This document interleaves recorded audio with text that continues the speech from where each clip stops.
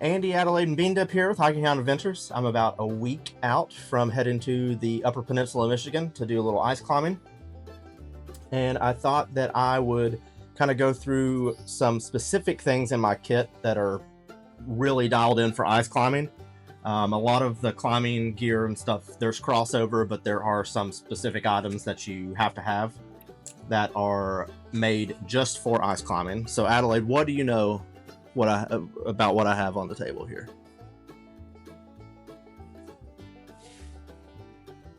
These. What are those? Don't know what they're called, but I know what they're used for. What do I use them for? It's to help you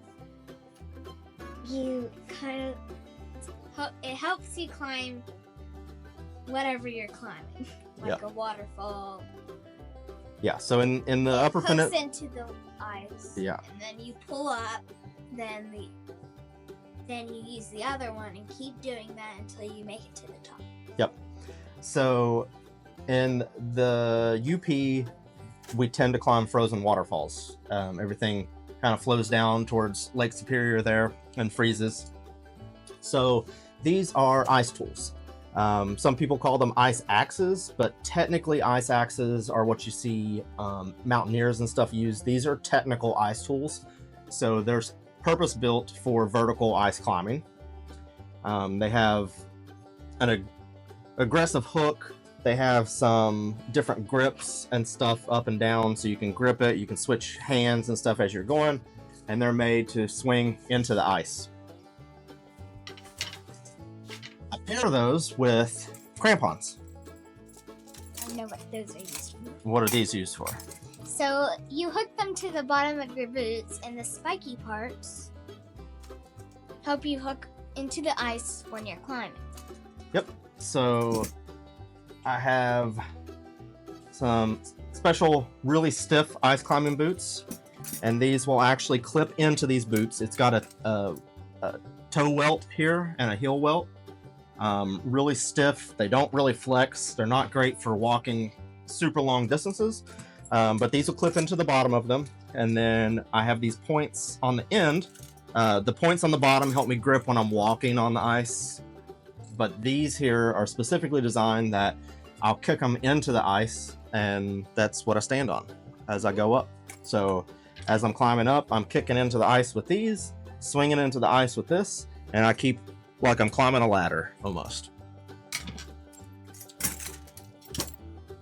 All right, and then so you can use just any climbing harness for ice climbing, but I do have a designated one for ice climbing because this one has some extra gear loops all around, one on the back, and then it also has these ice clippers on the side, and so they're like a giant carabiner that sits on the side. It allows me to clip gear in, and I can stage it as I'm going up. So this is really nice to have.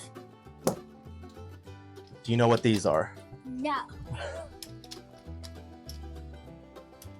You said I got clothes.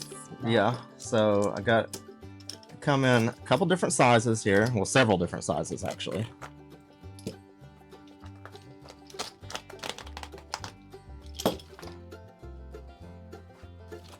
So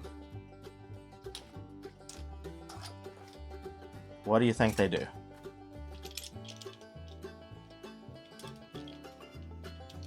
You screw them in.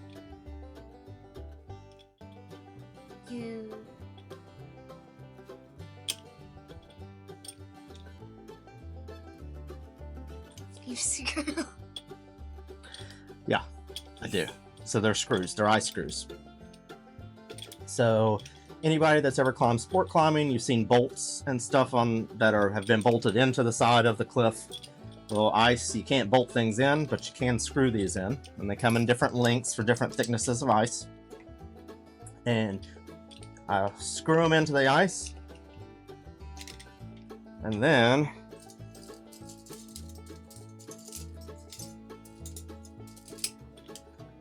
I can clip a quick draw into them, and then clip my rope into that as you're climbing up. So, very unique thing specifically for ice climbing. And Are they really good? yeah, they're really good. Have you ever fallen? What's the number one rule of ice climbing? Don't fall. It's the number one rule. Will it catch me? Probably. Do I want to test it? Not really.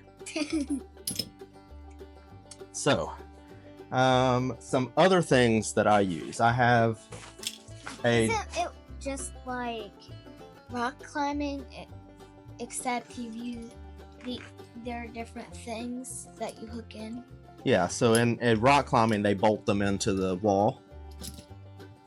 So I have a designated ice climbing pack. It allows me to hook my ice tools on there. I'm able to drape my rope and have my helmet clipped here and everything. And then I do have a dedicated ice climbing rope. This is a little bit thinner than my sport climbing rope.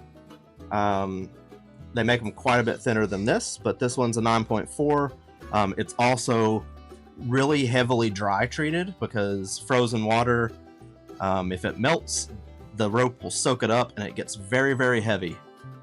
So this has been dry treated, so it allows me to climb without it soaking up a bunch of water. So good thing to have is a designated ice climbing rope.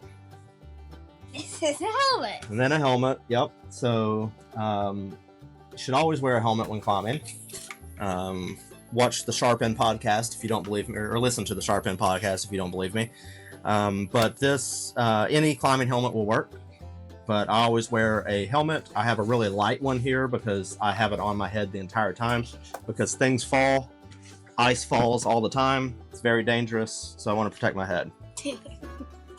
What are those? Big mittens.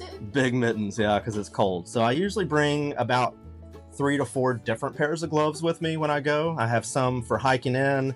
I have a couple to change in and out of when I'm climbing because they get wet and your hands get cold. But then I have these big, thick belay gloves. So when it's really cold, I can sit there and keep my hands warm and not worry about them getting frostbite. Also, we want lots of layers and stuff, right? But this thing, this is the king.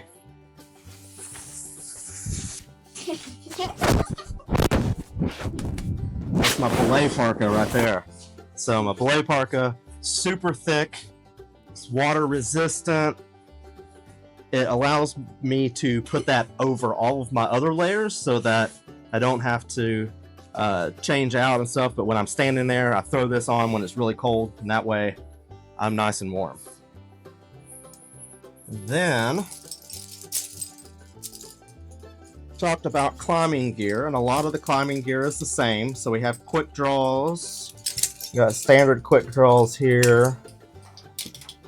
Then I always bring some alpine draws, and this will allow me to extend out when I need to keep my rope from dragging, because you can't always go in a perfectly bolted straight line. I have lots of material to build anchors with, and then I have a ATC guide, a belay device, tube style belay device that I can put into guide mode because we do belay from the top often. I have these right here. So sometimes we're over Lake Superior, over exposed water, and we rappel in from the top, and we don't want to drop our tools. So I got these nice leashes so that if I accidentally drop my tool, it doesn't fall in the lake.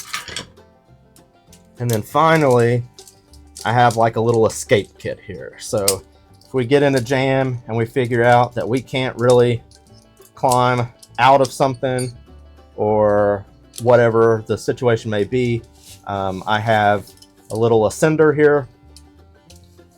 It's from Wild Country. It's the Rope Man 2. So it works with the thinner ropes. And then I have something so I can make me a prusik with a big loop for my foot so I can climb out as I go. And then I have a little tiny knife just in case I need it.